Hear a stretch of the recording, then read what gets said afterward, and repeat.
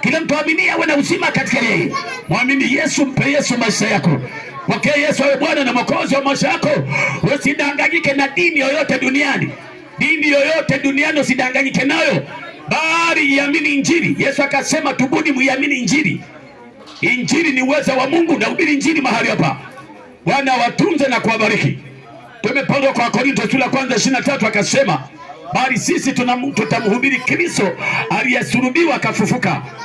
Kwa Wayahudi ni kikwazo na kwa Wayunani ni upuzi. Sisi tutalitaja jina la Yesu, hatutataja jina la dini yoyote. Kwenye maombi tutalitaja jina la Yesu, kwenye kila kitu tutalitaja jina la Yesu, kwenye kila kitu tutalitaja jina la Yesu. Hatuna habari ya kutaja dini. Dini yangu acha nikusanye niabudu pamoja na wenzangu, lakini moyoni nitamwamini Yesu Kristo Mwokozi. Kwa hiyo nikuombe ulioko mahali hapa,